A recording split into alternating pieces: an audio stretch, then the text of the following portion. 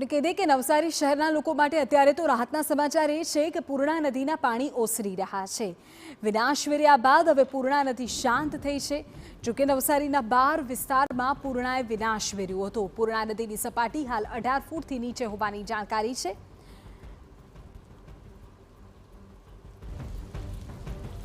તો પૂરના પાણી ઓસર્યા બાદ ભયાવહ તારાજીના દ્રશ્યો નવસારીથી સામે આવી રહ્યા છે। નવસારી બારડોલીને જોડતા સુપા ગામના બ્રિજને મોટા પાયે નુકસાન થયું છે। બ્રિજની રેલિંગ તૂટી અપ્રોચ ધોવાઈ ગયો। બ્રિજ વચ્ચેના 15 મીટર સ્લેબને પણ ભારે નુકસાન થયું। રસ્તો બંધ થતા વાહન ચાલકો મુશ્કેલીમાં મુકાયા છે। નવસારીથી બારડોલી જવા હવે 10 કિલોમીટરનો વધુ ફેરો લગાવવો પડે છે। યુદ્ધના ધોરણે અહીં રસ્તાનું કામ શરૂ કરાવ ઝડપથી રસ્તો સરખો કરવાની હવે તંત્રે બાંહેધરી આપી છે।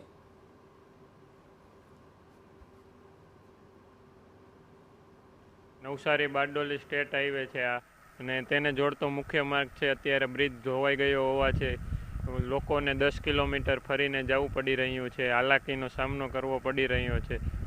તત્કાલિક ધોરણે આ સોલ્વ કરે ને રોડ ચાલુ થાય તો લોકોનો ટાઈમ બચે, પૈસા બચે અને લોકોની હાલાકી ઓછી થાય।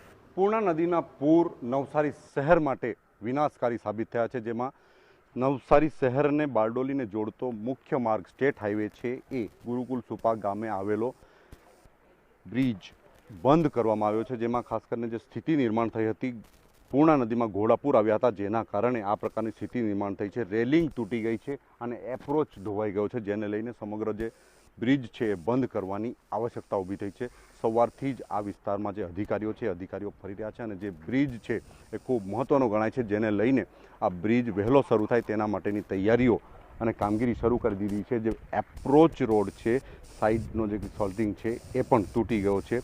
જે રેલિંગ છે, રેલિંગ ડેમેજ થઈ છે। મોટા પાયે જે જગ્યાએથી બ્રિજના વચ્ચેથી જે પાણી ગયું છે ત્યાંથી જે પુલ છે એના જે ડામરના જે ગાબડા છે, ગાબડા નીકળી ગયા છે, જેને લઈને સમગ્ર તંત્ર કામે લાગી ગયું છે। જિલ્લાના જે કંઈક અધિકારીઓ છે, અધિકારીઓ આ જે બ્રિજ છે, બ્રિજની જે કંઈક નિરીક્ષણ કરવા માટે અને કામગીરી પણ શરૂ કરી દેવામાં આવી છે, કારણ કે જે મહત્ત્વનો બ્રિજ છે સ્ટેટ હાઈવેમાં આવે છે અને ખાસ કરીને આ જે રસ્તો છે એનો બહુ મોટી સંખ્યામાં લોકો ઉપયોગ કરતા હોય છે। ત્યારે આ જે દ્રશ્યો નિર્માણ થયા છે એને લઈને જે અધિકારીઓ છે આ વિસ્તારનું જે નિરીક્ષણ કરી રહ્યા છે। આ જે દ્રશ્યો દેખાઈ રહ્યા છે પૂર્ણા નદીના દ્રશ્યો છે। ગુરુકુલ સુપા જે ગામ છે ત્યાં નજીકનો આ બ્રિજ છે।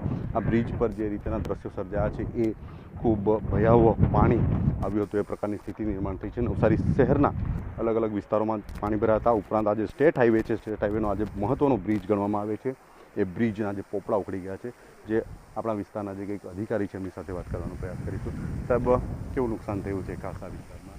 બસ આ તો ઓવરટોપ થયું અને ઓવરટોપ થવાના કારણે ઉપરથી પાણી પસાર થયું અને લાકડાને આવવાના કારણે રેલિંગ તૂટી ગઈ અને સરફેસ 15 મીટરની ડેમેજ થઈ। એ 1-2 દિવસમાં રિપેર થઈ જશે। કેટલો સમય બંધ રહેશે? 1 થી 2 દિવસ મેક્સિમમ। હા, કામ શરૂ આવી ગયા, તમારી સામે જ છે, માણસો ચાલુ છે।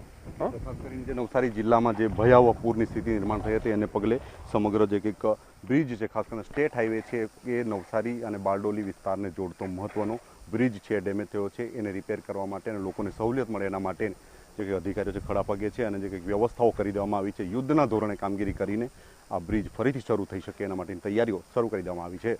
નિલેશ ગામી, TV9 નવસારી। તો નવસારીની દશેરા ટેકરી વિસ્તારમાંથી પણ હવે પૂરના પાણી ઓસર્યા છે। ભયાવહ તારાજીના દ્રશ્યો ત્યાંથી પણ સામે આવ્યા છે।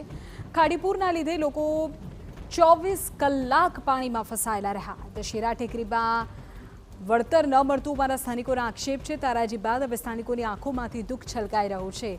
બાલાપીર દરગાહ રેલ રાહત કોલોનીમાં 50 ઘરમાં તારાજીના દ્રશ્યો છે। ચોમાસામાં 2 વખત ઘરમાં પાણી ફરી વળ્યા છે।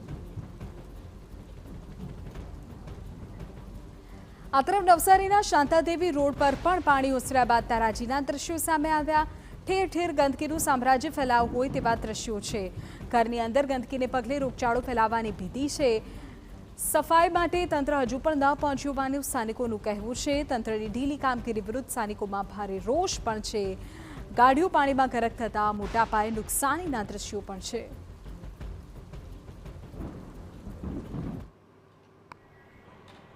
નવસારી શહેરમાં પૂરની તારાજી બાદ હવે નવસારી શહેરમાં નુકસાની અને સ્વચ્છતાની વાતોએ નવસારી શહેરમાં જોર પકડ્યું છે. નવસારી શહેરનો શાંતાદેવી રોડ વિસ્તાર છે. સમગ્ર શાંતાદેવી રોડ વિસ્તાર પાણીમાં ગરક હતો. 5 ફૂટથી લઈને 10 ફૂટ સુધીના પાણી ભર્યા હતા. આજે દ્રશ્યો દેખાઈ રહ્યા છે. આ જે તમામ ગાડીઓ છે એ પાણીમાં ડૂબેલી હતી અને પાણીમાં ડૂબવાના કારણે મસ્ત મોટું નુકસાન સહન કરવાની આજે કંઈક વારી લોકોએ આવી છે. આજે દ્રશ્યો દેખાઈ રહ્યા છે. સમગ્ર ગાડી પાણીમાં ડૂબેલી હતી. નવસારી શહેરના શાંતાદેવી રોડ વિસ્તારના આ દ્રશ્યો છે. આ જે ગાડીઓ દેખાઈ રહી છે તમામ ગાડીઓ પાણીમાં હતી અને જેને લઈને લોકો હવે આ ગાડીઓનું જે નુકસાન થયું છે નુકસાન પોતે ભરપાઈ કરવા માટે મજબૂર થશે. જે દ્રશ્યો દેખાઈ રહ્યા છે આ સમગ્ર વિસ્તારમાં 5 ફૂટ જેટલા પાણી ભર્યા હતા.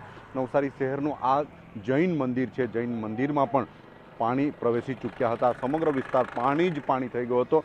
નવસારી શહેરમાં હવે સ્વચ્છતા ખૂબ મોટું પ્રશ્નો ઊભો થયો છે. આજે દ્રશ્યો દેખાઈ રહ્યા આ સમગ્ર વિસ્તાર પાણીમાં હતો અને આજે તમામ જે ગાડીઓ દેખાઈ રહી છે તમામ ગાડીઓ પાણીમાં ગરક હતી. પરંતુ હવે રિપેર કરવા માટેની તજવીજ હાથ ધરવામાં આવશે. લોકોની સમસ્યા વધી છે. નવસારીના જે કેટલાક લોકો સાથે વાત કરીશું.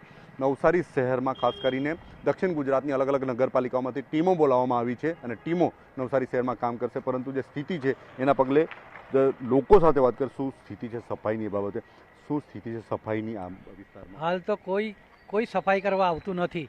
એકદમ પરિસ્થિતિ એટલી બધી ખરાબ છે ને કે એવું લાગે છે કે ભયંકર રોગચાળો ફાટી નીકળશે. ખબર નહીં હવે તંત્ર સાંભળે કે નહીં સાંભળે. દક્ષિણ ગુજરાતમાં ટીમો બોલાવીને સાફ કરવાની વાતો કરે છે. દક્ષિણ ગુજરાતમાં જે ટીમો બોલાવવાની જે મીડિયા તરફથી વાત કરવામાં આવી રહી છે પણ હજુ સુધી કોઈ ટીમ દેખાતી નથી. બીજું છેલ્લા ઘણા વર્ષોથી નવસારી નગરપાલિકામાં ભાજપનું રાજ ચાલતું હોવા છતાં પણ ક્યારેય પણ એ લોકોની સાફ સફાઈની ટીમ અમારા એરિયામાં તો દેખાતી જ નથી. કેટલી વાર એ લોકોને જાણ કરવામાં આવે, લેખિતમાં આપવામાં આવે, છતાં પણ એ લોકોની કોઈ ટીમ આજ સુધી સાફ સફાઈ માટે આ તબક્કે તો નથી આવતી, પણ ચોમાસા સિવાયના કોઈ પણ સત્રમાં પણ એ લોકોની ટીમ રાબેતા મુજબ આવતી નથી. તો ખરેખર આ એરિયાના કોર્પોરેટરો, નવસારી નગરપાલિકા, એ સિવાય જિલ્લા ભાજપના યુવા મોરચા અને જિલ્લા ભાજપના પ્રમુખ આ બધાની બેદરકારી છતી દેખાઈ આવે છે. ખરેખર ગુજરાત સરકાર અને નવસારી નગરપાલિકાની તમામ ટીમે એ જોવું જોઈએ કે તમારો પગાર આપવા છતાં બી અથવા તો તમારી બેદરકારી એટલી બધી છે કે તમે સ્ટાફની નિમણૂક કરતા જ નથી. બીજી એક વાત કરીએ, કેટલું નુકસાન થયું હતું? કેટલી ગાડીઓ પાણીમાં ડૂબેલી? બધી ઘણી ગાડીઓ ડૂબી ગઈ. બહુ નુકસાન અંદાજ જ નથી, કોઈ અંદાજ નહીં મળે નુકસાનનો. એટલી બધી ગાડીઓ, બધી ગાડી પાણી પર, લીફ અડધી અંદર, લીફ અંદર અમારી. બીજી એક વાત કરીએ તો આ વિસ્તારમાં સ્થિતિ શું હતી? ખાસ કરીને કોઈ સ્વચ્છતા માટે, કોઈક વ્યવસ્થા માટે લોકો આવેલા હતા ગઈકાલે? કોઈ આવેલ નથી. અને જે બેદરકારી છે એ બેદરકારીમાંથી તંત્ર ધ્યાન આપે એ જ વિનંતી કરવામાં આવે. બીજું તો શું છે, તંત્રને શું કહેવાનું આવે? તંત્ર જાણે છતાં પણ ઊંઘે છે. આ વસ્તુ અક્ષમ્ય છે. તો ખાસ કરીને તંત્ર જાણતું હોવા છતાં કામ ન કરવું, આ વાત અક્ષમ્ય છે. અક્ષમ્ય શબ્દ ખૂબ મહત્વનો છે. ખાસ કરીને તંત્ર માટે આ એક પડકાર છે અને લોકો સુધી આ જે કંઈક સહુલિયત પહોંચે એ ખૂબ જરૂરી છે. કારણ કે રોગચાળો ફાટી નીકળે તો શહેરીજનોની જે કંઈક તંદુરસ્તી એ જોખમાઈ શકે એ પ્રકારની સ્થિતિ નવસારી શહેરના શાંતાદેવી રોડ વિસ્તારમાં થઈ છે અને લોકોની લોક લાગણી છે કે તંત્ર વહેલી તકે એમના વારે આવે ને જે સ્વચ્છતા છે એ કરે. નિલેશ ગામી, TV9 નવસારી.